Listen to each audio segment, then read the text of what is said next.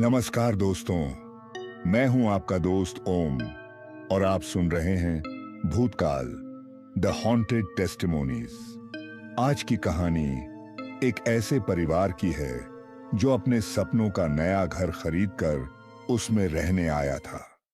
कुछ दिन सब ठीक रहा, लेकिन फिर धीरे धीरे उनके सपनों का घर उनकी बर्बादी का कारण बन गया। एक एक करके उस घर की परछाइयां उनके अपने बनकर उन्हें निगलने लगीं। तो आइए दोस्तों, बिना वक्त गंवाए शुरू करते हैं आज की दहला देने वाली कहानी, सपनों का घर या मौत का अड्डा। दिल्ली के पास एक पॉश कॉलोनी में एक आलीशान कोठी हाल ही में बिककर नए मालिक के इंतजार में थी। ये घर देखने में किसी महल से कम नहीं था। बड़े बड़े दरवाजे, संगमरमर की सीढ़ियां, हरे भरे लॉन और चारों तरफ ऊंची दीवारें। लेकिन इस घर में जाने से पहले ही लोग फुसफुसाने लगते थे, ये घर कई सालों से खाली पड़ा है। क्यों?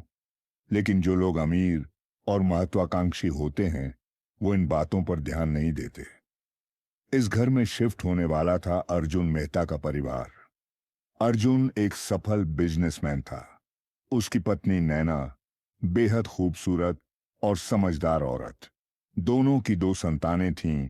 बड़ा बेटा राघव 14 साल और छोटी बेटी सिया नौम तायती रहते आंदिका 9 साल।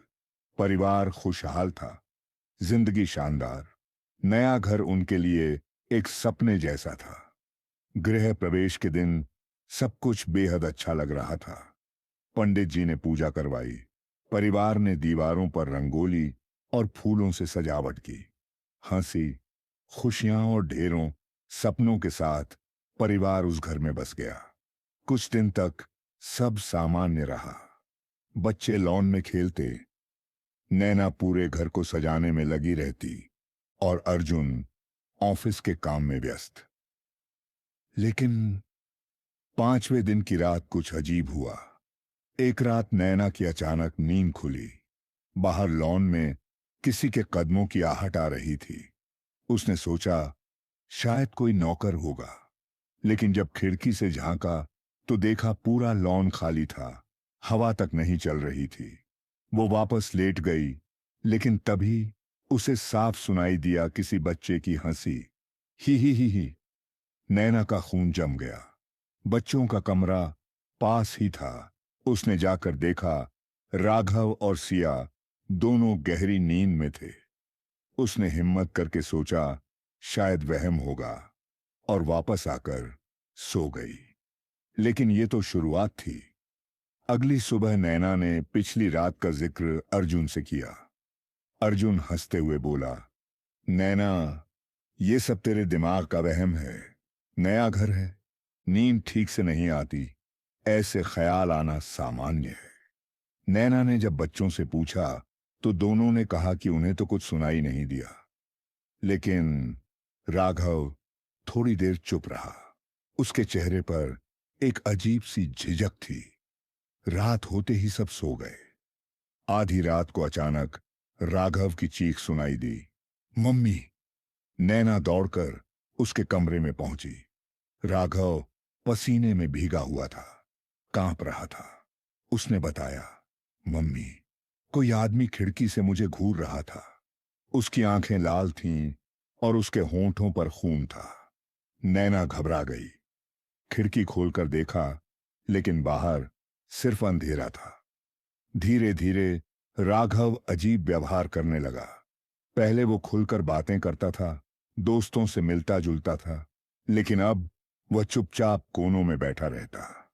उसकी आंखों के नीचे काले घेरे पड़ गए थे। एक दिन नैना ने देखा, राघव अपने कमरे की दीवार पर कुछ खरोंच रहा था। पास जाकर देखा तो उसके नाखूनों से बनी लकीरें थीं। वो मुझे लेने आएगा। नैना का दिल धड़कना बंद हो गया। सिया अब भी सामान्य थी, लेकिन एक दिन उसने खेलते खेलते कहा, मम्मी, मुझे नया दोस्त मिला है। नैना मुस्कुराई और बोली, कौन? सिया बोली, वो रात को मेरे पास आता है। उसका चेहरा नहीं दिखता, बस उसकी हंसी सुनाई देती है। वो कहता है कि जल्दी ही राघव मेरे साथ खेलने आएगा। नैना के पैरों तले जमीन खिसक गई। कुछ दिन बाद की रात, अचानक पूरे घर की लाइट्स बंद हो गईं। अंधेरे में हर तरफ अजीब सी फुसफुसाहट गूंज रही थी। नैना ने अर्जुन को आवाज दी, लेकिन अर्जुन अपने कमरे में ही सोया हुआ था। जब वो जैसे वो उससे कुछ कहना चाहती हूं। अर्जुन ने कई बार कहा कि घर बदल लेते हैं, लेकिन ना जाने क्यों उसकी तबीयत अचानक बिगड़ गई। अब जिम्मेदारी पूरी तरह नैना के कंधों पर आ गई थी। पर उसे लगता था कि घर में कोई और भी है, कोई अदृश्य ताकत। राघव की मौत के बाद सिया और भी चुपचाप हो गई थी। लेकिन एक दिन नैना ने उसे कमरे में बैठकर खिलौनों से बातें करते देखा। सिया कह रही थी, नहीं, मैं राघव भैया के साथ अभी नहीं आऊंगी। मम्मी मुझे अकेला नहीं छोड़ेंगी। नैना ने झटके से दरवाजा खोला। सिया ने घबराकर खिलौने नीचे रख दिए और चुप हो गई। नैना ने पूछा, तुम किससे बातें कर रही थी? सिया ने धीमे से कहा, वो जो अब राघव भैया के साथ रहता है। नैना का खून जम गया। उस रात नैना को सपने में राघव दिखाई दिया। वो खून से लथपथ था और फुसफुसाते हुए कह रहा था, मां, सिया को बचा लो, वो उसे लेने आया है। नैना चीखते हुए उठ गई। कमरे में अंधेरा था और उसी अंधेरे में उसे एक परछाई दिखी, बिल्कुल लंबी, काली, बिना चेहरे वाली। परछाई धीरे धीरे सिया के कमरे की ओर बढ़ रही थी। अगली सुबह नैना पड़ोस की एक बुजुर्ग औरत सावित्री दादी से मिलने गई। दादी ने जब नैना के घर का नाम सुना तो वो डर के मारे पीछे हट गईं। उन्होंने कांपती आवाज में कहा, बेटी, उस घर की नींव ही खून से सनी है। कई साल पहले वहां एक तांत्रिक रहा करता था। वो बच्चों की बलि देता था, ताकत पाने के लिए। सावित्री दादी की बातें सुनकर नैना का दिल बैठ गया। अब उसे साफ समझ आ गया था कि राघव की मौत कोई हादसा नहीं थी। वो मौत उसी शैतानी ताकत की वजह से हुई थी जो इस घर में पल रही थी। दादी ने नैना का हाथ पकड़कर कहा, बेटी, वो तांत्रिक बहुत चालाक है। उसकी आत्मा अब भी अधूरी है। जब तक उसकी अंतिम बलि नहीं मिलती, वो चैन से नहीं जाएगा। और अब उसकी नजर तुम्हारी बेटी पर है। नैना ने कांपती आवाज में कहा, तो मैं क्या करूं दादी? कैसे बचाऊं सिया को? दादी ने एक पुरानी तांत्रिक किताब नैना के हाथ में दी और बोली, इसमें उपाय है, लेकिन ध्यान रहे, एक गलती और तुम भी खत्म। उस रात से सिया का व्यवहार और डरावना हो गया। वो नींद में उठकर घर के अंधेरे कोनों में जाने लगी। कभी हंसने लगती, कभी रोने लगती। एक रात नैना ने देखा, सिया खिड़की पर बैठी थी और हवा में झूल रही थी, जैसे कोई अदृश्य हाथ उसे पकड़कर उठा रहा हो। नैना चीखते हुए दौड़ी और बेटी को खींच लिया। लेकिन तभी उसके कान में एक भारी आवाज गूंजी, मां बेटी को अलग नहीं कर पाएगा कोई, पर अब तेरा नंबर है। उस रात नैना ने सपना देखा। राघव आया, लेकिन इस बार उसकी आंखें चमक रही थीं। उसने कहा, मां, डरो मत। वो तांत्रिक केवल तब हार सकता है जब उसकी मौत की जगह पर उसका नाम लेकर मंत्र पढ़ा जाए। लेकिन याद रखना, कोई भी मरा हुआ उसके सामने जिंदा होकर आएगा। नैना चीखते हुए उठी। उसके सामने वही किताब पड़ी थी जो दादी ने दी थी।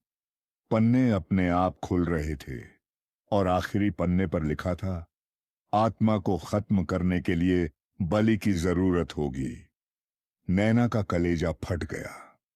क्या उसे अपनी बेटी को बलि देनी पड़ेगी? क्या यही रास्ता है? अचानक सिया हंसते हुए कमरे में आई और बोली, मम्मी, भैया ने कहा है मुझे उसके पास भेज दो। वहां बहुत सारे खिलौने हैं। नैना की आंखों से आंसू फूट पड़े। वो समझ गई कि अब सिया पूरी तरह तांत्रिक के कब्जे में आ रही है। नैना का शरीर कांपने लगा। दादी ने कहा, तुम्हारा बेटा उसी तांत्रिक के चंगुल में फंस गया था और अब वो तुम्हारी बेटी को चाहता है। उस रात हवेली के ऊपर काले बादल मंडरा रहे थे, तेज हवाएं चल रही थीं और सारा माहौल ऐसा लग रहा था जैसे कोई प्रलय आने वाला हो। नैना ने पूजा की थाली और दादी की दी हुई किताब हाथ में ली। उसकी आंखों में अब डर नहीं बल्कि आग थी। वो सीधी उसी तहखाने की तरफ बढ़ी जहां राघव की मौत हुई थी।